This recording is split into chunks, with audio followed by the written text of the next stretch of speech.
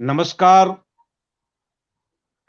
आप देख रहे हैं द डायलॉग। मैं हूं बाबा विजेंद्र। लगातार पिछले कई एपिसोड में आप लगातार हम लोगों को सुन रहे हैं और हम लोग लगातार चर्चा कर रहे हैं भारत की विरासत और इसकी बुनियाद पर। पिछले एपिसोड में जो हमारी विरासत है, जो हमारी सांस्कृतिक बुनियाद है, इस बुनियाद को किस तरह से पुख्ता किया जाए, पुख्ता रखा जाए और नई पीढ़ी इस विराट विरासत से किस तरह जुड़ पाएगी, इस नई पीढ़ी के कंधे पर किस तरह का युग धर्म होगा। और जब हम लोग देखते हैं कि सड़क पर चलती हुई भीड़, जब सांस्कृतिक संरक्षण की बात होती है तो राजसत्ता की तरफ से किसी बड़े सभागार में कुछ नर्तकी और नर्तक को बुला करके नृत्य करवा लेते हैं और सरकार मुग्ध होती है कि यही संरक्षण का काम है। किसी गायक को बुला करके गायन करवा लेना लगता है कि सांस्कृतिक संरक्षण का यही काम है, या फिर उसके कंधे पर गेरुआ झंडा टांग देना, लाल पताका फहरा देना लगता है कि यही सांस्कृतिक कर्म है। या फिर हम लोग को लगता है कि जब बोलबम की भीड़ होती है, श्रावणी मेला की भीड़ होती है, मैं उनकी आस्था पर कोई सवाल नहीं खड़ा कर रहा हूं, लेकिन जो मूर्त रूप में तो लगता है कि चारों तरफ जब गेरुआ का वातावरण दिखता है, लगता है कि सांस्कृतिक पुनर्जागरण का यह दौर शुरू हो सकता है। बैठा हूं। यह मूर्त रूप में यह तो लगता है कि यह सांस्कृतिक पुनर्जागरण का नया दौर शुरू हुआ है, ऐसा लगता है। लेकिन जो कल्चरल विस्फोट है, जो कल्चरल डिस्कोर्स है, इसका केंद्र तो कहीं दूसरी जगह पर है। हम लोग तो केवल जो मूर्त रूप से जो चीजें दिखती है, हम उसी को संस्कृति समझ पा रहे हैं। मुझे लगता है यह जो एंड्रॉयड जनरेशन है, यह जो डिजिटल जनरेशन है और जो नए प्रकार की सूचना क्रांति का जो यह विस्फोट दिख रहा है, जो तकनीक का प्रभाव जीवन में घटित हो रहा है, तो जब हम विरासत की बात करते हैं तो लोगों को लगता है कि हमें आप लालटेन युग में लेके जा रहे हैं, हमें फिर से उस अंधकार युग में लेके जा रहे हैं। और यह पीढ़ी बहुत आकर्षित नहीं होती है। इस पीढ़ी को लगता है जब आप राम की बात करेंगे तो रैम पर आ जाते हैं, कितना जीबी का रैम है। वो तो जो जीबी की बात कर रहे हैं, हम तो गोविंद की बात करते हैं। तो यह जो गोविंद और जीबी का रिश्ता है, रैम और राम का रिश्ता है, कमंडल और कंप्यूटर का जो रिश्ता है, जो दो संस्कृति का जो संघर्ष है, तो हम अपनी विरासत से किन चीजों का अनुकरण करेंगे और किन कालबाह्य चीजें हैं और कालबाह्य चीज को खारिज करके नई परिभाषा कैसे गढ़ेंगे, ताकि हम नई पीढ़ी को नया संदेश दे पाएंगे और कह पाएंगे इस देश को रखना मेरे बच्चों संभाल के। तो कौन सा देश, जब हम इस गाना को बदल दें कि मेरी संस्कृति को रखना तुम बच्चे संभाल के, तो हम कैसी संस्कृति उनके पास छोड़ना चाहते हैं। एक तो मेरा गहरा सवाल है। और पिछले 2 एपिसोड में विरासत की दावेदारी पर हमने चर्चा की है। तो इस विरासत की दावेदारी, इस बहस को, इस विमर्श को आगे बढ़ाते हुए मैं पुनः डॉक्टर मित्तल जी के पास में आना चाहता हूं कि हमारा कदम क्या होगा जब विरासत की बात करते हैं, हम कहां से सोचना शुरू करें। डॉक्टर मित्तल साहब, बाबा जी, पीछे एक पूरी गहरी अंतर्दृष्टि के साथ और गहरी समझ के साथ हमको एक रास्ता चुन के उस पे आगे चलना पड़ेगा। ये जो पिछले 300 सालों में अंग्रेज ने किया और आज भी कर रहा है, इसके साथ एक तरीका हो सकता है कि फ्रंटल लड़ाई का, आमने सामने लड़ाई का, पोजिशनल लड़ाई का। वो रास्ता थोड़ा कठिन है। हमको एक ग्रैंड कंप्रोमाइज जो है हमको बनाना पड़ेगा, जिसमें कि राम भी चले और रैम भी चले, जिसमें डिजिटल भी चले और गाय भी चले। ये रास्ता हमको खोजना पड़ेगा। ये हमारी मजबूरी समझ लीजिए, चाहे युग की मांग समझ लीजिए। ये मैं आपको, ये हमारे शिव पुत्र निवेश जी बैठे हैं, ये बातें उनके करने की है। मैं अधिक इस पर नहीं बोलूंगा क्योंकि मेरा अधिकार नहीं है, लेकिन ये तो संघर्ष हमारे यहाँ पे पुराणों में भी चलता रहा है, लगातार संघर्ष चल रहा है। तो वी नीड ए कंप्रोमाइज, ये मैं आपसे कहना चाह रहा हूँ। हमको आपसे भी मेरा निवेदन है कि हम कंप्रोमाइज की भाषा प्रयोग करें, जो हुआ उसको समझें और उसके बाद उससे आगे का रास्ता तय करें। इसलिए हमको, जैसे मैं आपसे विषय परिवर्तन ना करते हुए आपसे ये कहना चाहूंगा कि जब हम अपनी पुरातन सभ्यता की बात करते हैं तो आखिर में यही कहा जाता है कि भी जो बुद्ध के मजहबावलंबी थे, उन्होंने हिंसा का विरोध किया, उन्होंने गोवध को बंद करवाया। तो आज के जो बुद्ध के मजहबावलंबी है, वो क्यों नहीं ये बात करते कि गाय की हत्या को बंद किया जाए। हम उनको टैप नहीं कर रहे हैं। अगर उसके लिए संविधान में आस्था के प्रश्न को मजबूत करना पड़े तो वो आस्था के खिलाफ स्टैंड नहीं ले सकते हैं। इसलिए हमको एक ग्रैंड कोलिशन बनाना पड़ेगा। और जो खेती है, हर कोई ये जानता है कि उर्वरक से खेती खराब हो रही है। हर कोई ये मानता है कि जो है गाय उस खेती को फिर से रिस्टोर कर सकती है, भूमि की उत्पादकता को।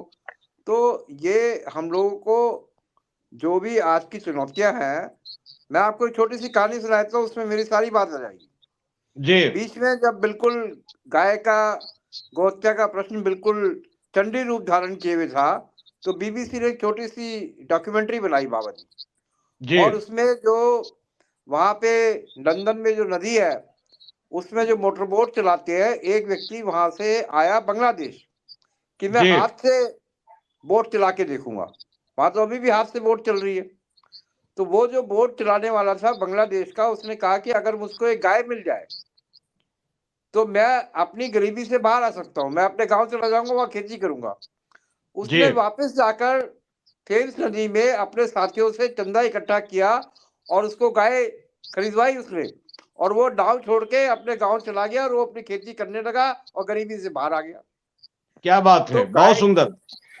ये जो है गाय की, जो अभी जो लोग गोपालन कर रहे हैं, अभी जो लोग गोपालन करते हुए जिन कठिनाइयों को महसूस कर रहे हैं, उदाहरण के लिए चारे की समस्या है, आपने चरागाह खा गए आप सारे।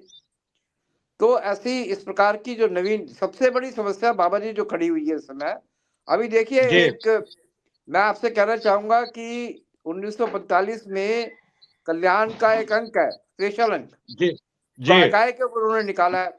उसमें इतने विद्वतापूर्ण लेख हैं, उन्होंने कोई अतिशोक्तिपूर्ण बात नहीं की है, उन्होंने किसी के विरोध में बात नहीं की है।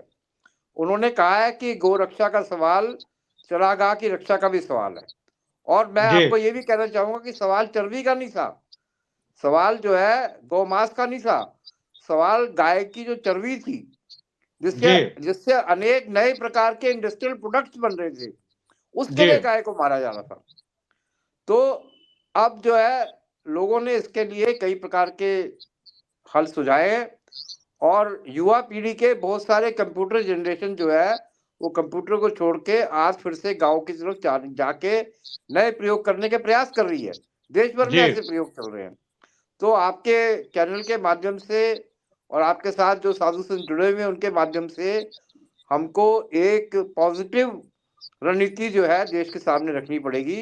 उनको एक निष्क्रिय भाव से, एक शांत भाव से उनको समझाना पड़ेगा कि गाय के साथ हमने इतना बड़ा अन्याय किया है, तो इससे इस अन्याय को इसको पहचाने, इससे बाहर कैसे आए, और इस देश में अगर खेती को फिर से स्थापित करना है, इस देश में अगर रोजगार को फिर से स्थापित करना है, तो 50% रास्ता तो गाय के माध्यम से है, अगर 100% ना हो। और जो आपस में व्यर्थ का विवाद खड़ा हो गया है, उस विवाद को हम समाप्त करें। ये जो मैं उसके स्पष्ट शब्दों में नहीं कहना चाहता, आप उसको अपने तरीके से कहें, लेकिन जिन लोगों के ऊपर आरोप लगाया जा रहा है उनको समझाया जाए राज्य की तरफ से, हम लोगों की तरफ से, कि उन लोगों को कोई गलती नहीं है, उनका कोई वेस्टेड इंटरेस्ट भी नहीं है गाय, वो तो हमेशा गाय को बचाने की लड़ाई में हम लोगों के साथ रहे हैं। जब तक साधु संत लोग, आप जैसे पत्रकार लोग, निर्वीर जी जैसे दार्शनिक लोग, राकेश रफीक जी जैसे सामाजिक वैज्ञानिक एक स्वर में आके देश के सामने बात नहीं रखेंगे तो बात नहीं बनेगी, हम आपस की व्यर्थ की लड़ाई में फंस जाएंगे। तो इसलिए मैं आपसे ये अनुरोध करूंगा आपके कि आप अपने चैनल के माध्यम से आप एक पॉजिटिव वातावरण तैयार करें। हमारा किसी से लड़ाई नहीं है, हम तो जो वो लोग भी कह रहे हैं कि देश का विकास चाहते हैं, वो लोग भी कह रहे हैं आस्था की बात कर रहे हैं, तो हम भी आस्था की बात कर रहे हैं, तो हमारी लड़ाई कहाँ से होगी? हमारा स्वर ठीक प्रकार से नहीं आ पा रहा है, अपने स्वर को सही करें। शुरुआती दौर पर मैं इतना ही कहना चाहता हूँ। बहुत अच्छी, बहुत अच्छी बात है कही उन्होंने। बाबा बात का क्रम आगे बढ़ाएंगे, आप कहाँ चले गए? हाँ, कहीं नेटवर्क ऊपर से ही हम लोग की कोई गलती आज नहीं है अभी। जी मित्तल जी आप बोल रहे थे। नहीं, मैंने आपको नहीं, मित्तल जी ने अपनी बात प्रस्ताव सामने रख दिया है। अब इसमें आप अच्छा, जिस पक्ष में गए उसका मैं विस्तार करूं। जी ये जी, तो 7 दिन की चर्चा है। तो मैं सीधे निविर जी के पास, जी जी डॉक्टर साहब, मैं निविर जी से पूछना चाहता हूं, आप लगातार दिल्ली यूनिवर्सिटी में छात्रों को पढ़ाते रहे हैं, आज भी अच्छे होनहार छात्र आपके पास आकर के पढ़ रहे हैं, पत्रकारिता जगत में भी अनगिनत पत्रकारों को आपने खड़ा किया है, तो तमाम जो मूल्यों के स्खलन का दौर है, राजनीति के जो मानक थे वे मानक ध्वस्त हो गए, मीडिया के जो मानक थे वे ध्वस्त हो गए, समाज जीवन में और जो सारे केंद्र थे जो हमने प्रतिमान स्थापित किया सभ्यता की इस लंबी यात्रा में, वे सारे प्रतिमान टूटते और बिखरते नजर आ रहे हैं। जब नई पीढ़ी की बात करते हैं, मैं अपने बेटे की बात करें, आप अपने बेटे की बात करें, तो आप जैसे ही आप विरासत की बात करते हैं तो उस पीढ़ी का सवाल खड़ा होता है, आप किस विरासत की बात करते हैं? आपकी विरासत में क्या रहा है? ऊंच नीच, छूत अछूत, मनुष्य और मनुष्य के बीच भेद, और लगातार अवधारणाओं के स्तर पर आप जो है गंगा को भी मां कहते रहे हैं, पत्थर को पूजते रहे हैं, धरती को भी मां कहते रहे हैं, पशुओं को भी मां कहते रहे। अवधारणा के स्तर पर आप तो बहुत महान रहे हैं, लेकिन चरित्र के स्तर पर अब नारियों को भी आप तो देवी से ज्यादा अच्छी अच्छी बात, खूबसूरत बात करते रहे, ये मां है, यत नारस्तो पूजनते रमनते तत्र देवता, लंबी लंबी बात इस संस्कृति में हुई है। लेकिन आचरण के स्तर पर जहां पत्थर को भगवान बना के पूजा जाता हो, वहां मनुष्य और मनुष्य के बीच में भेद मूलक अवधारणा चीख चीख करके जो है वह हमें पूरी दुनिया की सभ्यता को चिढ़ा रही हो। जब विरासत की बात करते हैं तो विरासत के साथ जो बजबजाती हुई जिंदगी है, जो विद्रूपता है, जो विसंगतियां हैं, जो विडंबना है, क्या इसको नकार करके, कालबाह्य चीजों को खारिज करके नई पीढ़ी के सामने में स्वच्छ, सुंदर और संतुलन के साथ में कौन सी सांस्कृतिक समझ आप रखना चाहेंगे और अपने उस विराट विरासत की कैसी व्याख्या उनके सामने प्रस्तुत करना चाहेंगे? हम डॉक्टर राकेश रफीक के पास तो बाद में आएंगे, लेकिन मैं पहले आपसे सुनना चाहूंगा कि आप जो मैंने बात कही है अभी, इस बात के आलोक में आप अपनी बात रखें। निबिर जी। बाबा, विषय की व्यापकता इतनी ज्यादा है कि बातों को रखने में दिक्कत दरपेश आ रही है, लेकिन मैं शुरू से ही बात करता हूं। आपने जो राम और रैम का द्वंद्व बताया था नई पीढ़ी में, मैं वर्चुअली उसको द्वंद्व नहीं मानता हूं। और किसी भी विरासत की के संरक्षण या उसके संवर्धन की बात तभी आती है जबकि हमको अपनी विरासत की पहचान हो।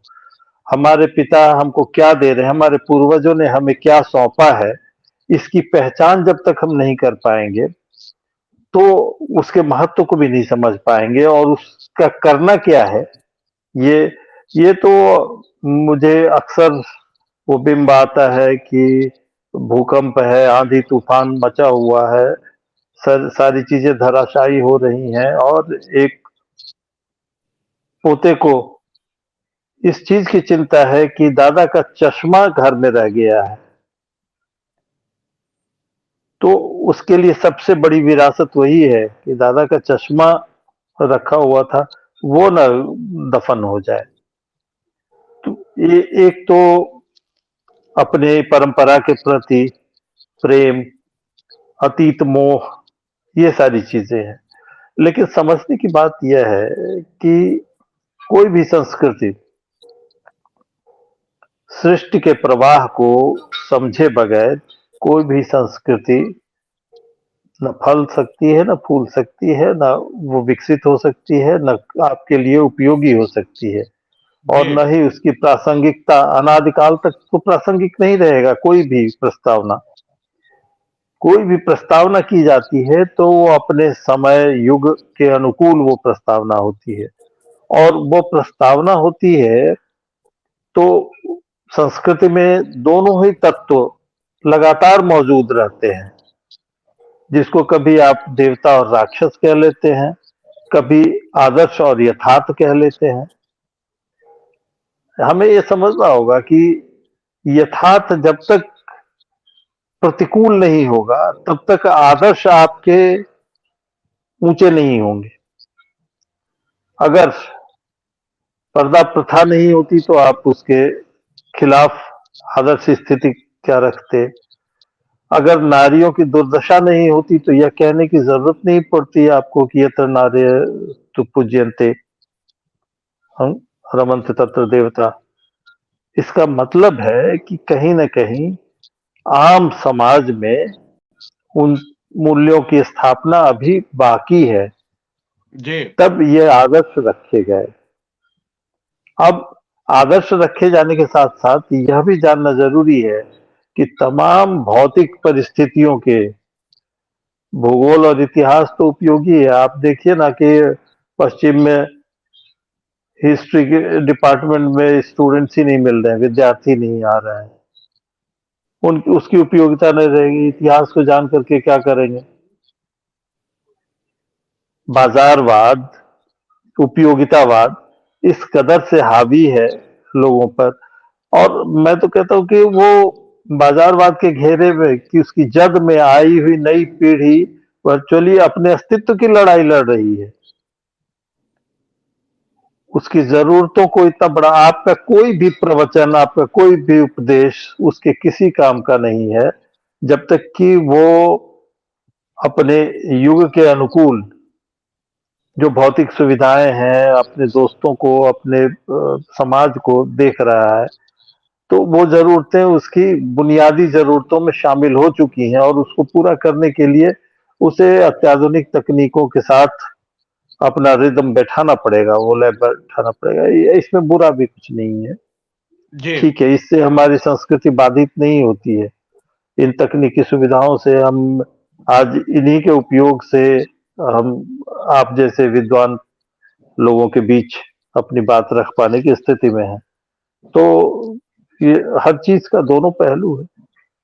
जी। इस इससे अपनी संस्कृति कहीं बाधित नहीं है। मूल वस्तु है कि अपनी संस्कृति की ताकत को पहचानना।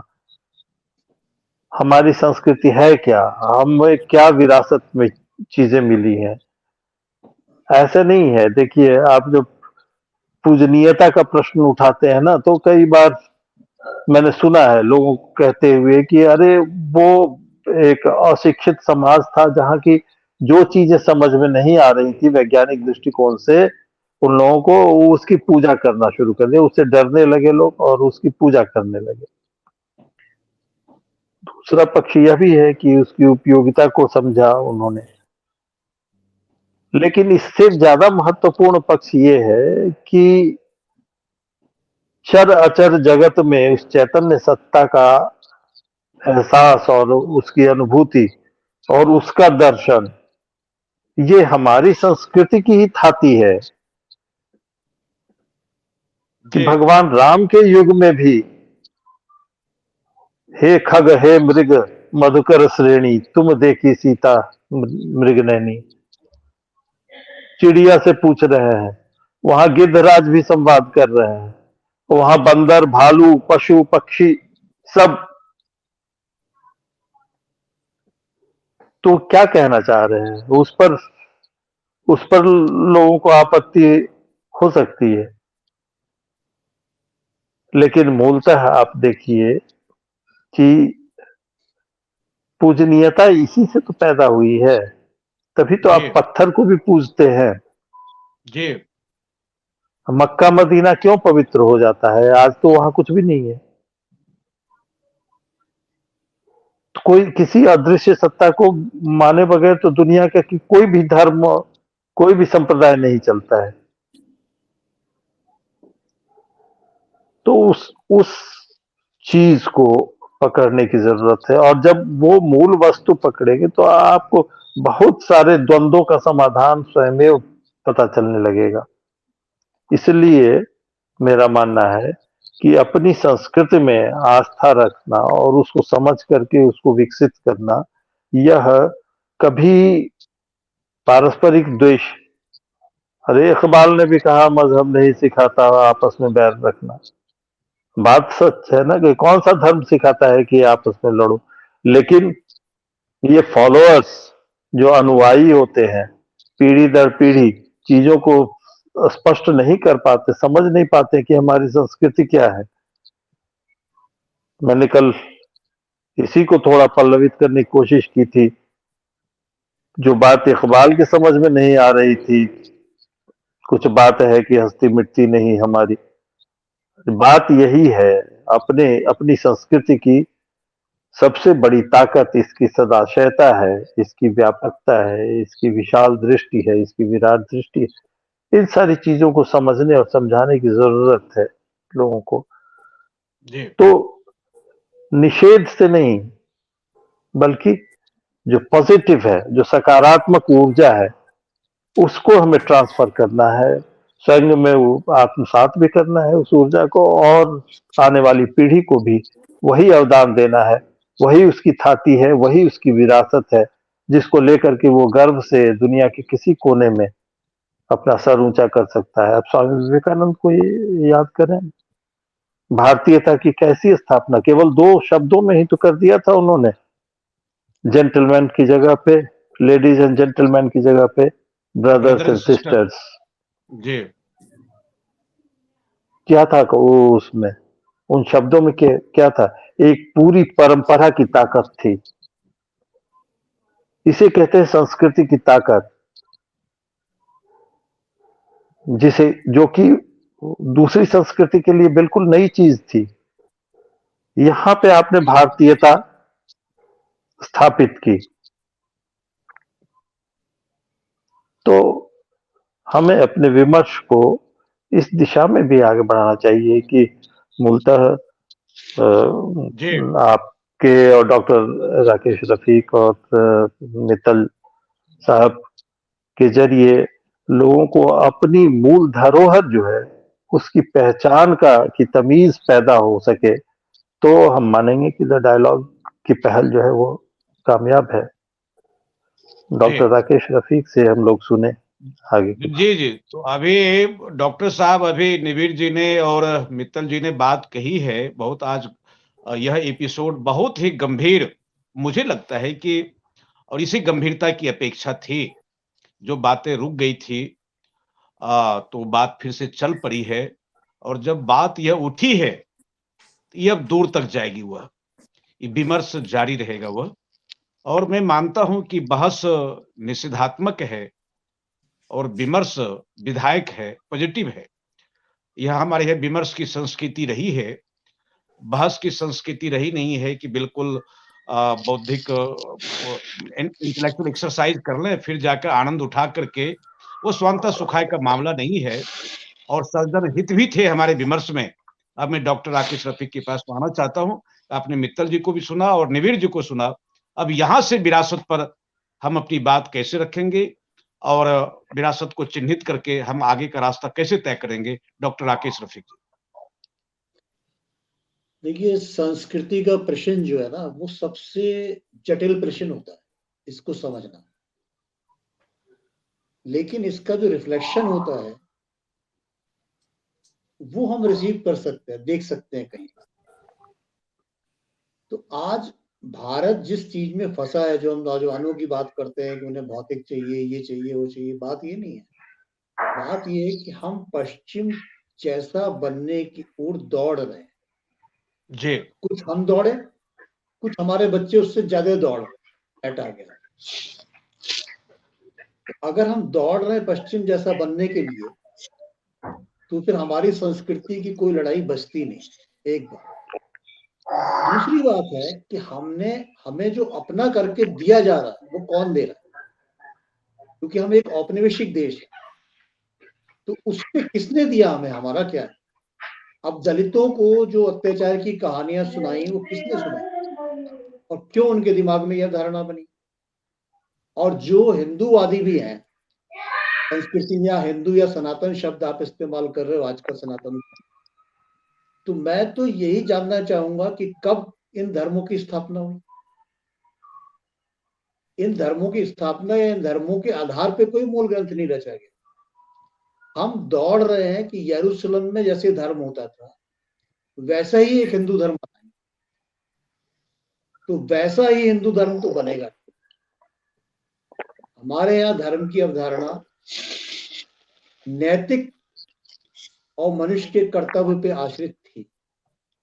अब आप देखिए, अशोक के ने सबसे पहले, मैंने पहले ही बताया कि अशोक ने लिखवाए शिलालेख, धम्म आज्ञा है, और उसमें ब्राह्मण और श्रमण का सम्मान करो, माता पिता का सम्मान करो। इस तरह की राजज्ञाएं खुदवाई गई धर्म के नाम।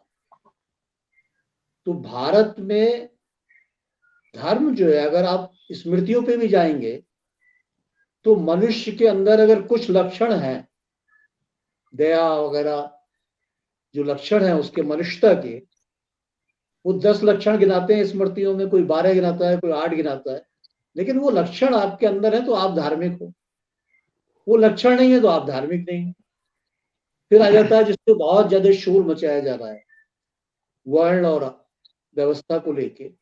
तो वर्ण आश्रम जो है वो मानवीय समुदाय के विभाजन में, कोई भी समुदाय अपना विभाजन करता है। अब हम क्या समझते हैं कि अगर यूरोप के लोगों ने वर्ग कहा तो वो बात सही थी, अगर हमने वर्ण कह दिया तो वो बात गलत हो। तो सबसे पहले ये समझना है कि जो चीज इवॉल्व हुई तो उसने, धर्म के बारे में तो इतना है कि वर्ण आश्रम धर्म की स्थापना हुई, क्योंकि अपने अपने वर्ण के अनुसार सब आचरण करोगे तो ये समाज आगे बढ़ेगा। लेकिन वर्ण बनेंगे कैसे? तो आज भी जैसे आईएएस का लड़का आईएएस बन जाए, हमारी पूंजीपति है उसका लड़का पूंजीपति बन जाए, ये चलते हैं। तो इस ट्रेंड से लड़ने के लिए जो सारी उपनिषद से लेके गीता तक बहस है वो ये है कि ये कर्म के हिसाब से बनेगा। आपका जो ट्रेंड है बच्चे का, उसके हिसाब से वो धारण करेगा कि वो क्या बनेगा। जन्म से नहीं बनेगा, कर्मणा वर्ण होगा। तो ये डिबेट है। तो इन चीजों को समझते हुए अगर हम आगे बढ़ेंगे कि हमें यरूशलेम संस्कृति जैसा कुछ नहीं बनना है, एक बात। दूसरा, भारत को उसके इतिहास को हमें समझना है, क्योंकि हमें जो कुछ भी बताया गया है वो सच नहीं है। उस सच को इनकाउंटर करना है। आप जो भी बन के बोल रहे हो उसमें दिक्कत है, क्योंकि वो आप वही बोल रहे हैं जो वो बोलवाना चाहते हैं। इसलिए हम आपस में लड़ रहे हैं, उत्तर दक्षिण के सवाल पे लड़ रहे हैं, किसी बात पे लड़ रहे हैं, वो कह रहे हैं अंग्रेजी हिंदी के सवाल पे लड़ रहे हैं। तो पूरे भारत को हर प्रश्न पे डिवाइड करके किसी ने शासन किया, और उस शासन की निरंतरता आज तक मौजूद है मानसिक जगत में। अब आप बताइए कि चीन की प्रगति कैसे हो गई, छोटे छोटे देश कैसे प्रगति कर रहे। तो वो तो एक चाइनीज को अपने चाइनीज होने पे, अपनी चाइनीज संस्कृति पे प्राउड है, तो चीनी राष्ट्र का निर्माण होगा। और अगर उसे प्राउड नहीं है, मैकाले ने हमारे सारे बच्चों को सिखा दिया, हमारे माँ बाप मूर्ख थे, उन्हें कुछ नहीं आता था, और ये उनकी बेसिक अवधारणा है, तो कुछ निकलेगा नहीं। इसलिए भारत को अगर बचाना है अब भी, तो भारत के ऐतिहासिक सत्यों का उद्घाटन आपको करना पड़ेगा, भारतीय आधार पे उन्हें लाना पड़ेगा, तथ्यों को लाना पड़ेगा। कि ऐसे बात से नहीं चलेगी कि उन्होंने बता दिया तो हम उसी बात पे चल पड़े, तुरंत आए, उसके बाद हम गुलाम हो गए, किसी ने कुछ बता दिया।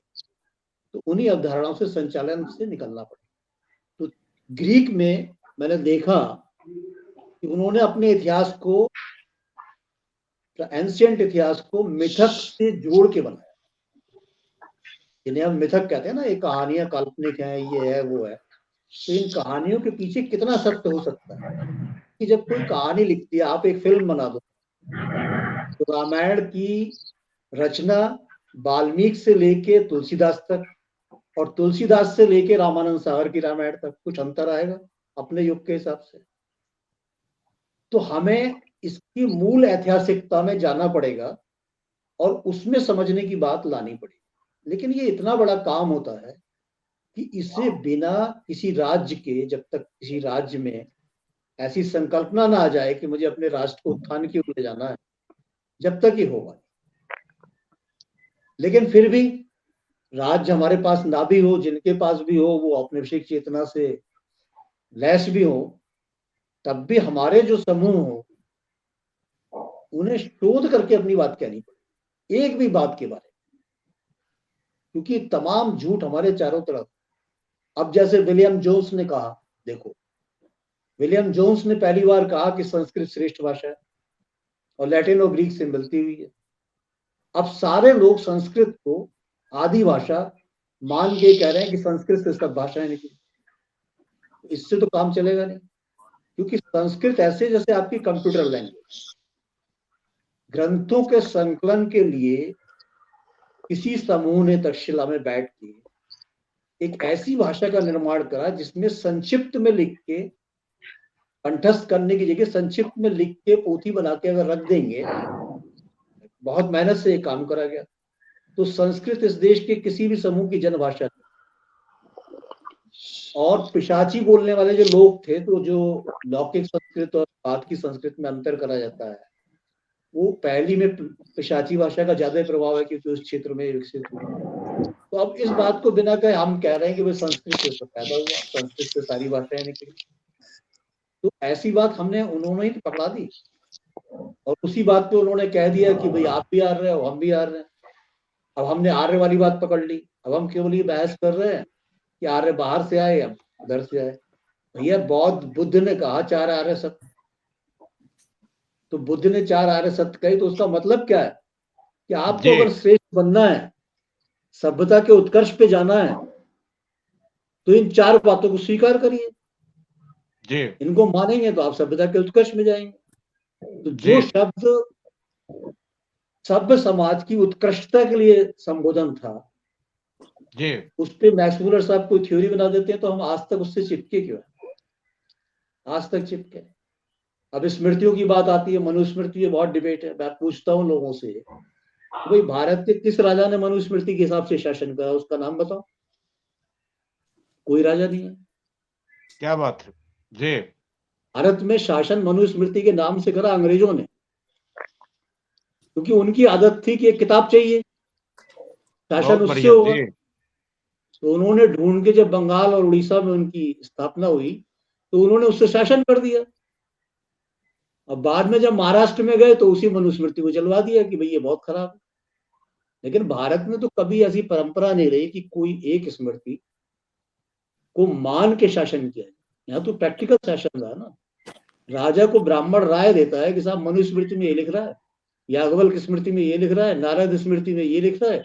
राजा को सोचना है कि इन सब बातों से निर्णय लेना है वर्तमान यथार्थ। तो ये अंतर है हमारा है ही नहीं कि किताब से शरीयत से चलेंगे। तो इन बातों को बिना छुए हुए जिस भी सेक्ट में हम बैठे हैं, हम दलित सेक्ट में बैठे हैं तो अंग्रेजों ने जो हमें बताया उसे अपना लिया। हम सवर्ण सेक्ट में बैठे हैं तो अंग्रेजों ने जो हमें बताया उसे हमने अपना लिया। दक्षिण में बैठे हैं तो दक्षिण वालों को अंग्रेजों ने जो बताया उन्होंने अपना लिया। साहब हम द्रविड़ लोग हैं। हेमचंद ने, जैन संत ने, जो उसके ग्रंथ हैं उसमें वो कह रहा है द्राविड़ी नाम की एक छोटी सी भाषा है जो एक जिले में बोली जाती है और द्रविड़ का कहीं नाम नहीं। लेकिन हम 8वीं 9वीं शताब्दी में लिखे हुए ग्रंथों पे भी नहीं जाना चाहते। हमें तो बस अंग्रेज ने बता दिया, उसको मान के चल। तो ये पूरी लड़ाई जिसको हम कहते हैं कि हमारी फ्रीडम की स्ट्रगल जो है, जैसे गांधी जी ने कहा कि गांव के 7 लाख गांव आजाद होंगे तो मैं आजाद होऊंगा, देश आजाद होगा। ये एक आर्थिक क्वेश्चन है। उसी तरह से संस्कृति में औपनिवेशिक लोगों ने जिस तरह से आप पे शासन स्थापित किया, उसको जब तक आप नहीं उखाड़ फेंकेंगे किसी भी तरीके से, बहुत बड़ी जी, बहुत सुंदर सर, तो कुछ होगा नहीं। अब मैंने गिरिसन की किताब पढ़ी भाषा पे, मेहनत तो बहुत करते थे। उसके उपसहार में गिरिसन लिखता है भाषा पे काम करते कि मैं अपने आप को सफल तब मानूंगा जब मैं भारतीय को के हर्ष, आशा और भय के संबंध में अपने शासकों को बता सकूंगा। देखिए, ढूंढ रहा है सारी भाषाएं, लेकिन काम कर रहा है अपने शासकों को हमारी साइकोलॉजी बताती कि किस साइकोलॉजी से इन पे नियंत्रण हो। तो अंग्रेज कौम ने अगर किसी वक्त उन्नति करी तो उसके एक एक आदमी ने इस तरह गहराई से काम करा। आज हम कितने लोग जो है इससे निकल के इस गहराई में काम करने की ओर जा सकते हैं? तो नहीं जाएंगे। अब तिब्बत से राहुल सांस्कृत्यायन लाए भारत की कुछ किताबें, लेकिन तिब्बत में आज भी बहुत किताबें जो बचा के रखी गई, लेकिन कौन सी भारत सरकार को किसी किताब की चिंता है? आज कौन अभिलेखागारों में जाके शोध करवाता है? जेएनयू में भी शोध करोगे तो क्या करोगे? वेस्टर्न वर्ल्ड में जो कुछ हो रहा है, उनकी नई नई जो किताबें आई हैं, उन किताबों के आधार पर आप एक किताब लिख दोगे। अब अभिलेखागार में जाने को तैयार नहीं हो, ना आपसे टीचर कह रहा है। तो इसलिए भारत को अपने भारतीय संस्कृति और अपने राष्ट्र को खड़ा करना है। तो जो भी साधु संत भी इस काम में लगना चाहते हैं, उन्हें उस ज्ञान की दुनिया में औपनिवेशिक ज्ञान तंत्र से अपने आप को मुक्त करना पड़ेगा। क्या बात है, बहुत सुंदर जी। एक छोटा सा वियतनाम अमेरिका को हराता है, क्यों? कि उसके लोगों की सांस्कृतिक एकता है। तो ये चीज स्थापित होना आवश्यक है। तो मेरा ये कहना है कि संस्कृति पे हमें किसी भी यूरोपियन दृष्टि से निकल के भारतीय दृष्टि से भारतीय ग्रंथों का, भारतीय सामग्रियों का, भारतीय पुरातत्व का अध्ययन करना पड़ेगा। जी जी, डॉक्टर साहब बहुत बहुत धन्यवाद। और डॉक्टर मित्तल जी, अभी राकेश जी ने गंभीर बात कही है, और जिस बात की अपेक्षा इस मंच से लोगों को है कि अलग बात है कि हम कितनी दूर तक और कितनी देर तक लोगों को प्रभावित करेंगे, इसका विषय नहीं है। विषय यह है कि 1000 बात बोलने से बेहतर है एक कदम चला जाए। और बौद्धिक जगत से जब बाजारवाद की चर्चा निविड़ जी ने भी की, और भोगवाद की, उपभोक्तावाद की भी चर्चा हुई है। ये सच बात है कि हम लोग बाजार के खिलाफ में तो कभी रहे नहीं, हम तो बाजारवाद के खिलाफ में रहे हैं। लाभ के पक्ष में रहे हैं, लेकिन लाभ तो हमारा शुभ से नियंत्रित रहता था, इसलिए शुभ लाभ की बात करते थे। यह बाजारवाद, उपयोगितावाद और जिस सांस्कृतिक विमर्श को डॉक्टर राकेश रफीक ने अभी रेखांकित किया है, मुझे लगता है कि एक बार फिर से बौद्धिक जगत को अपना चश्मा उतार करके, सभी लोग अपने चेहरे पर जो विचारों का एक चश्मा लगा के रखे हैं, तो साफ साफ चीजें दिखती नहीं है। ये जो आग्रही है, प्रिजुडिस्ट है, तो ये जो आग्रह से भरे हुए जो मन है और देखते क्या है, जो देखना चाहते हैं आप हैं, तो मुझे लगता है कि एक बार चश्मा हटाना पड़ेगा और बड़ी निर्मल मन से, फिल्टर्ड मन से नहीं और मिनरल मन से नहीं, बल्कि निर्मल मन से भारत की विरासत को देखने की जरूरत है, उसके तासीर को महसूस करने की जरूरत है, उनके जो विधायक तत्व है, उन विधायक तत्वों को भी रेखांकित करने की जरूरत है और संकलित करने की जरूरत है, आगे ले जाने की जरूरत है। डॉक्टर राकेश रफीक को आपने सुना, अगर मित्तल जी आप कुछ कहना चाहते हैं तो बड़ी कृपा होगी, नहीं तो शो को हम लोग यहाँ समाप्त करेंगे। डॉक्टर मित्तल जी कुछ कहना चाहते हैं आप? बाबा जी, बात अच्छी दिशा में जा रही है। मूर्धन्य विद्वान जो आज आपने इस मंच पे आप लाए हैं, डॉक्टर राकेश रफीक और निर्वीर शिवपुत्र जी, तो ये इसके लिए आप बधाई के पात्र हैं। और मैं आपसे यही कहूंगा कि फिर से कि एक तो बात आज शुरू हुई थी 1857 से, तो 1857 और उसके बाद गाय की हत्या को रोकना, ये जो आजादी के आंदोलन की धुरी रही, इसको आजादी के बाद हमने भुला दिया। इसको फिर से याद दिलाने की जरूरत है कि हमारी गाय की हत्या को रोकना हमारे आजादी के आंदोलन का आवश्यक अंग था। उसको हटा के किसी आजादी की लड़ाई की बात नहीं हो सकती। आज की चर्चा के लिए एक बात ये जरूरी है। दूसरा ये है कि जो आपका विषय है गाय, ग्लोबलाइजेशन और गांधी, ये आपका जो मूल विषय है, तो इसमें आपके स्वर में भी निर्वीर जी जैसी शांत भाव आए और थोड़ा एक तरफ आप ग्लोबलाइजेशन के खिलाफ अपनी वाणी उठाते हैं, दूसरी तरफ जो हजारों सालों की यहाँ पे अत्याचार हुआ, अन्याय हुआ, उसके खिलाफ ये विद्रोह के स्वर को अगर आप थोड़ा दबा के और विन विन सिचुएशन, ये रणनीति बना के कि विन विन चाहिए हमको, उससे आप अपनी ये जो नेतृत्व ले रहे हैं इस चर्चा का, उसको थोड़ा सा आप परिष्कृत करें और थोड़ा निर्वीर जी का अनुकरण करें, थोड़ा डॉक्टर राकेश रफीक का, तो हम लोगों को ज्यादा लाभ होगा। यही मैं आपसे कहूंगा। जी, अनुकरण की बात किए, हम लोग तो फॉलोअर हैं ही आपके। हम तो आप यह बात बोले तो हम लोग तो छेड़ते रहते हैं ताकि यह बात निकल के सामने आवे। और चलते चलते निर्वीर जी कोई टिप्पणी करना चाहेंगे आप? नहीं, बस यह क्रम चलता रहे इसी सदिच्छा के साथ। अब हम लोग आज राम राम करें।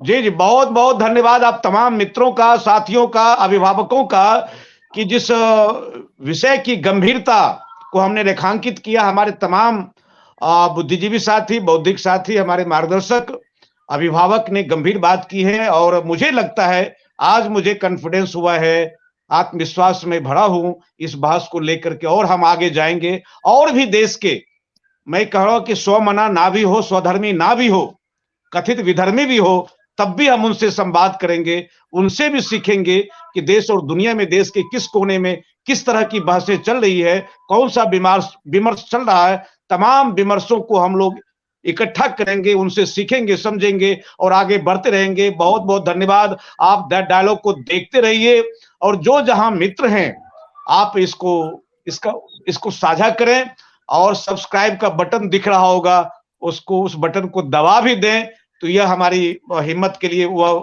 बटन बड़ा काम आएगा। और सब्सक्राइब करते रहें, हमें उत्साह देते रहें। बहुत बहुत धन्यवाद। नमस्कार।